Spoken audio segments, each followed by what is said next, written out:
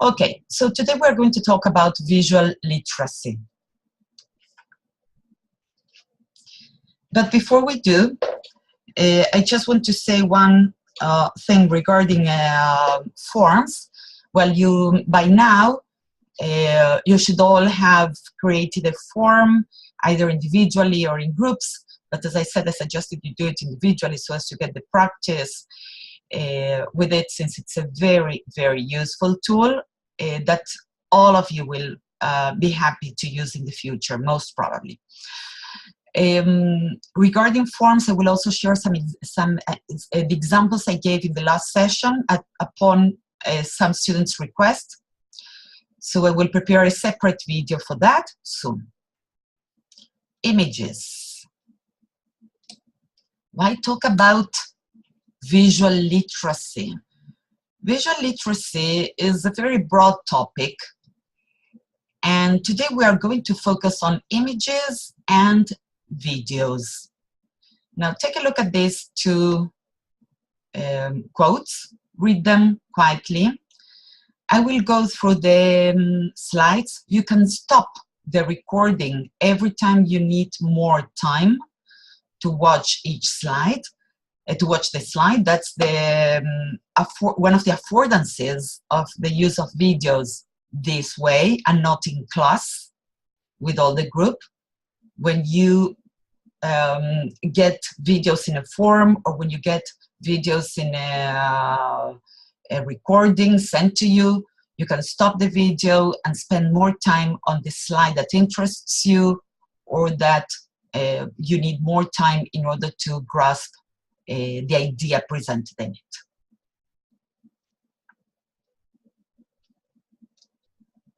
Sorry, just 1 minute more for you to read the quote. And now, use of pictures. So,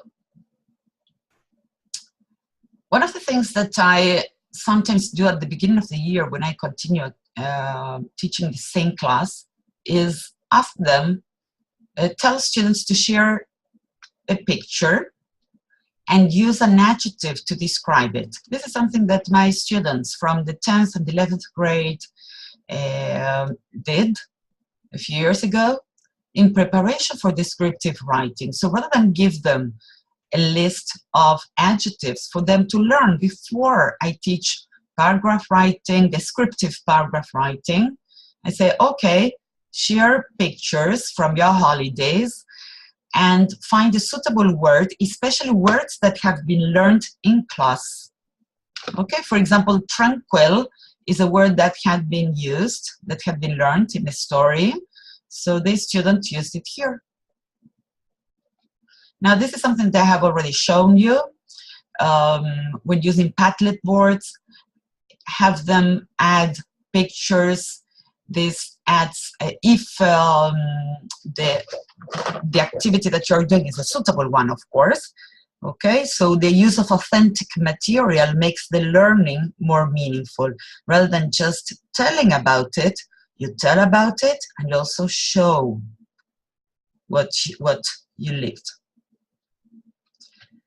Now, I think that we discussed the use of WhatsApp groups with your classes.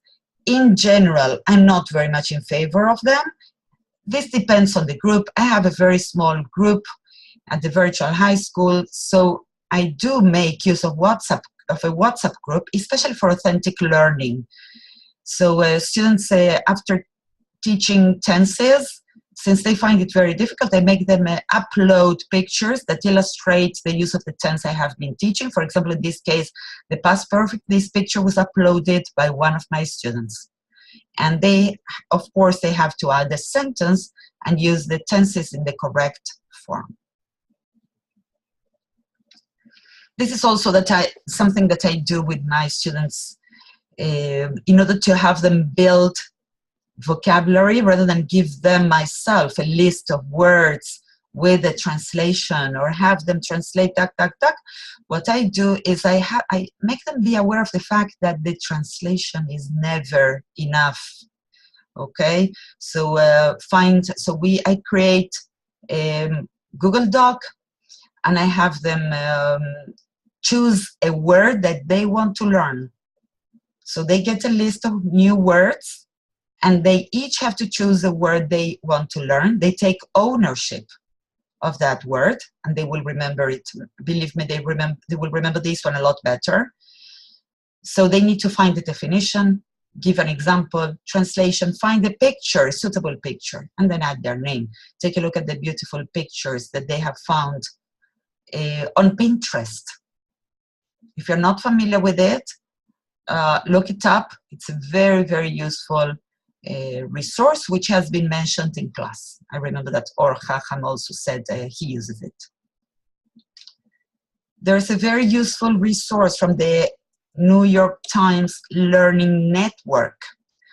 They publish pictures that have been used together with articles. So the activity is as follows. You show the students the picture, and you ask them, what's going on in the picture? What do you think is going on? So they come up with assumptions. You may have them write a paragraph on it, and afterwards you have them read the article and see how different the real article is from what they believed happened in the picture. Here are the instructions and the link.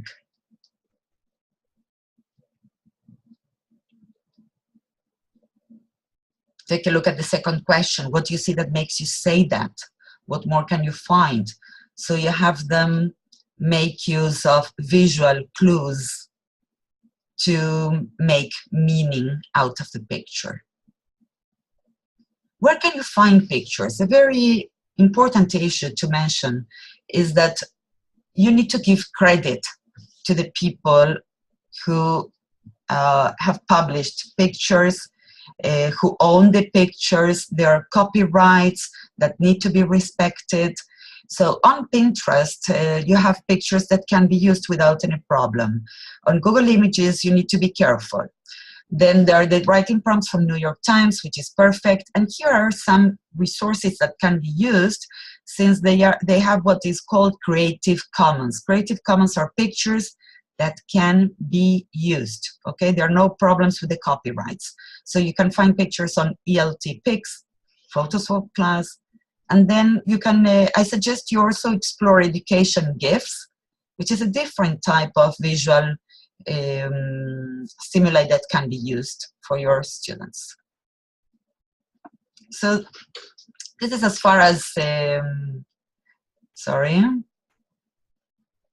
as pictures are concerned. Let's talk about videos now. Now, you can take a look at this video. I'm not going to show it to you, but you can take a look at this Linoit. And if you want, this is optional, you can add ideas. It would be, actually, this would be lovely. If you add ideas here, when you watch the video, think about what you can use the video, this video for. Okay, just a glimpse of it.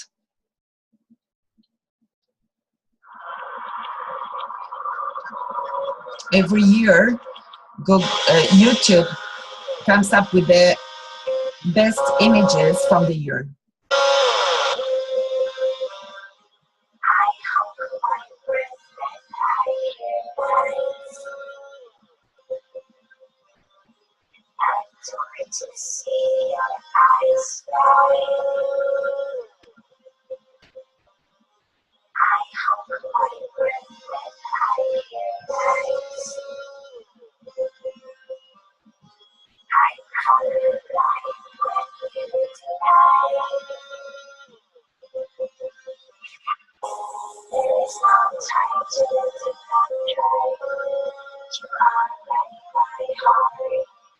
Okay, so my very dear students, you can continue watching it yourself and then suggest ideas here. If you do this in class, you could use this video in class with the ideas that you suggest, then you can use a QR code. That's all you need. QR code, you show it to your students. If we were in class now, I would tell you to take out your cell phones and enter the link, watch the video through the QR code. So take a look at this quote. Why use videos in ELT? We had strong arguments for the use of images. Let's see which strong arguments can be used for the use of videos. By the way, a student mentioned one of them in the last session. Video is changing the way we learn things. In terms of learning, video is emerging as one of the best forms of education. We learn more quickly, more deeply, and more memorably. It also improves the quality of experience, so it impacts motivation. Online video facts, some of which I was not aware of 2 years ago when I heard them for the first time. Actually, the last one is the one that I heard a year ago. YouTube is the third most visited site on the web. Well, you know what? You'll read them quietly. Okay, I won't speak.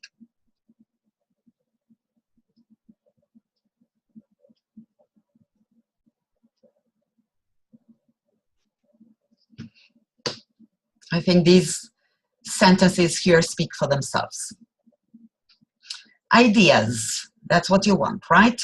So developing writing skills, you can use them for this purpose. Describe the scene which impressed you the most.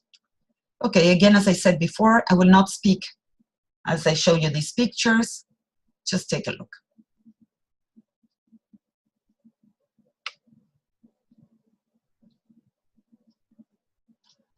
Okay, speaking skills, get them to talk. Find an intriguing video and ask them, what is the purpose of this video? For introduction of a unit, for brainstorming of relevant vocabulary. I think we all need pep talk. Some of you may be familiar with this pep talk. You can find it by searching on YouTube. If you want to start, for example, if you want to start teaching a summer's reading, which deals with education. Life can be boring, but you're good at that. Life is not a game, people. Life is not a cereal either. It's a cereal. And if life is a game, aren't we on the same team? I mean, really, right? On your team, be on my team. This is life, people. You got air coming from your nose. You got heartbeat. That means it's time to do something. I followed 2 roads diverged in the woods, and I took the road less traveled. It hurt, man! Really bad.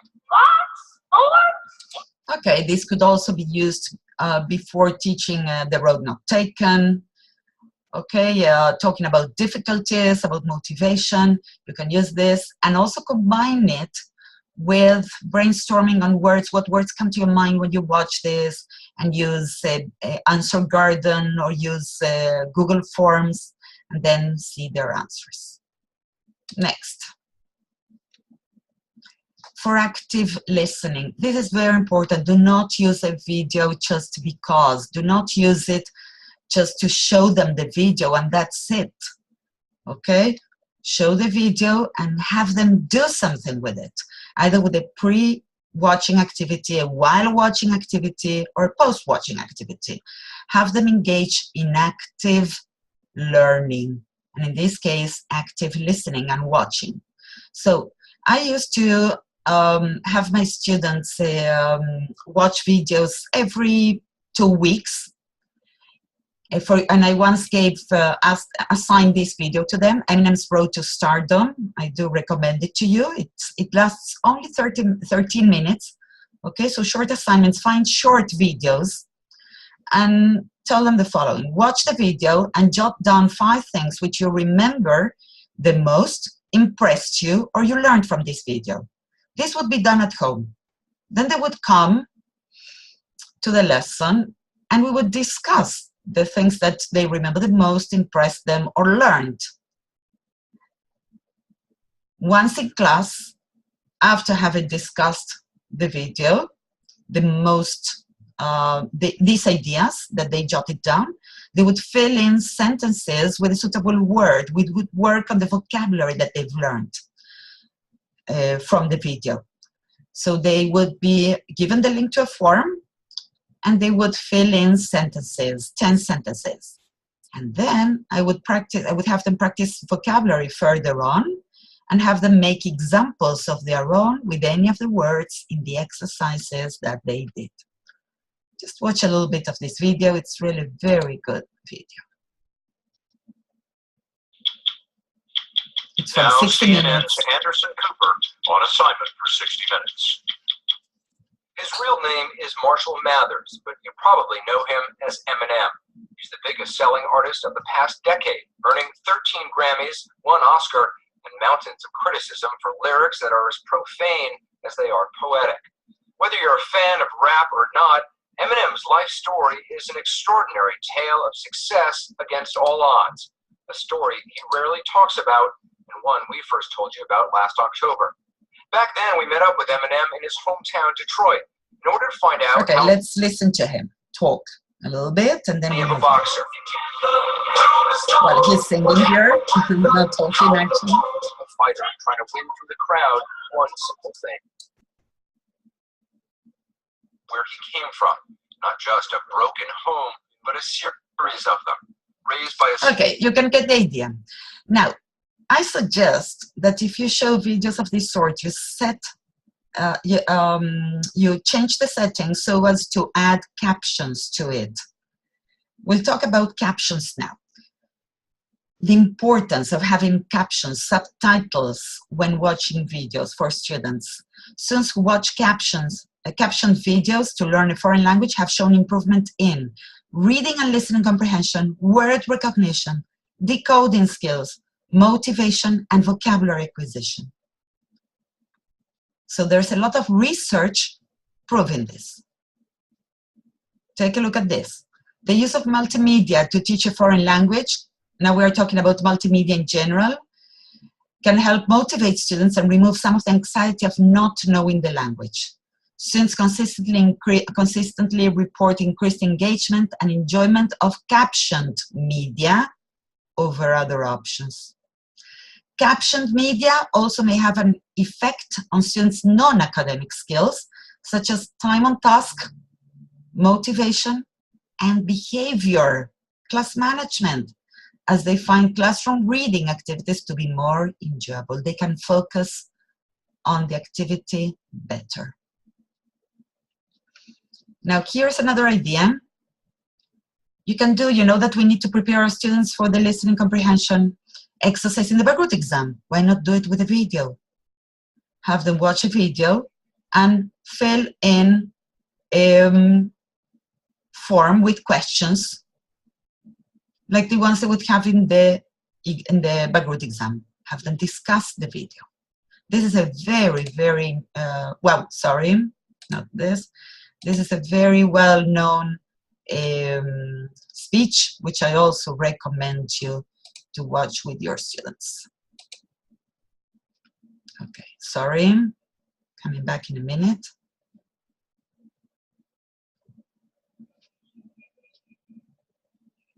Okay, just wanted to show you the beginning. This is from Stanford University. Okay, as you can see, this is a captioned video. Look at the difference. It helps, it does help a lot to focus better, to appreciate vocabulary better. Okay, let's continue. For vocabulary, use of adjectives for description, brainstorming of vocabulary. Okay, read it alone. I said you would read this type of slides by yourselves.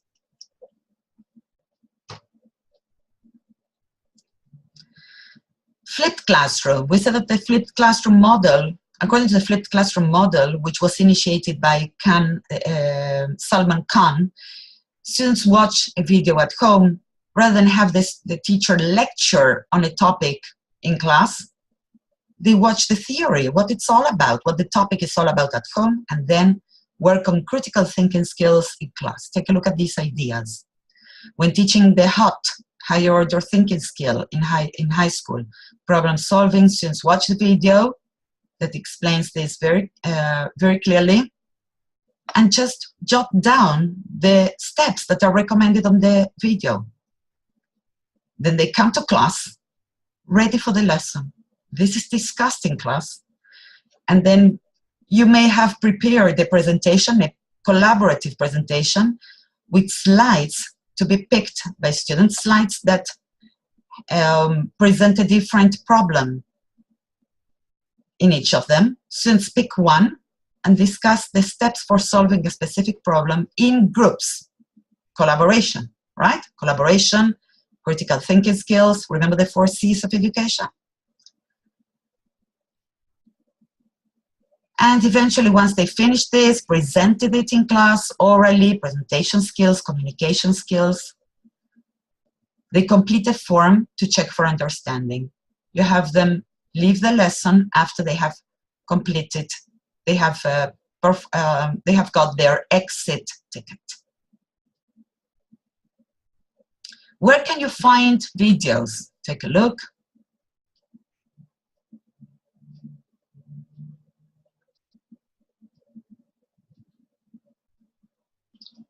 More ideas can be found on our site. There's a presentation with more ideas. Edpuzzle. Okay, task 1, task 2, and 3. These are your tasks for today, for the whole week, until we come back after the practice week. Our next lesson is on May the 1st. So by April the 30th, you need to have done all this. I won't read this, just read this yourself.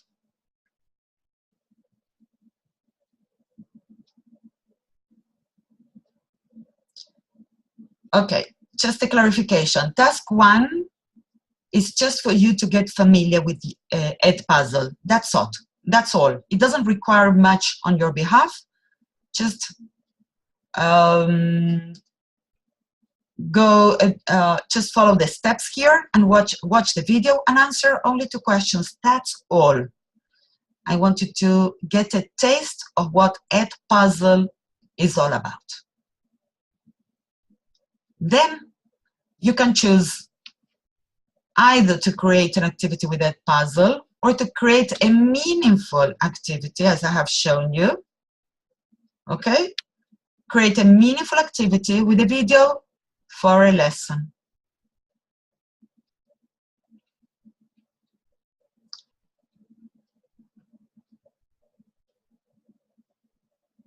Now, if I haven't uploaded the collaborative presentation on the site, just upload the link on our site, okay? But I will send you a mail so that you will know how to upload this. Make sure students are actively engaged. Remember that this should lead your work. Active learning. You can add the use of Padlet, Google Forms, anything if necessary, as you have seen me do. Remember that the mere use of a video does not make this an activity suited to a 21st century pedagogical approach. There is a lot more to it than a beautiful video. Finally, in the comment windows, I want you to engage in discussion, or at least just add a comment. Mention one idea from this session, what I have just shared with you, and what you will do. The tasks, the task number 1 and 2, one idea you liked or you will use or adapt in the future, one insight, it could be an insight you have from this session. Or any other comment, connection, you know that connections are very important for meaningful learning. Idea you have yourself, you have already used, or resource that you know of in connection with this that you can share with us. Any of these will be fine. And of course, you're always encouraged to engage in discussion with other students, get involved, and then the learning will be memorable. Remember that you need to be making progress with the final projects, okay? I cannot be setting deadlines for this because this is your own responsibility to map out ideas, structure, and some people do things at a different pace because they gain insights at different moments, okay? Remember that your digital unit, you need to apply what has been learned. So each of you will get ideas at different stages. Think of the structure of the unit. A unit needs to have an introduction, a development, then a moment for reflection, production, when things are wrapped up and students can do something already, rather than just be introduced to it or drill it. You can share your brainstorming, your ideas with me for comments. I will love to give you feedback. Not corrections, general feedback. And if you want to know more about this topic, I know that many of you are very interested in this. I know some of you have expressed an honest interest in this. So if this topic interests you, I do recommend you to download a free copy of this fantastic book that has many ideas, only ideas, for the use of image in language teaching. I hope you have enjoyed our lesson for today. And if you have any questions, do not hesitate to ask me about anything. Send me an email, and have a lot of good luck in your practice week. Bye-bye for now.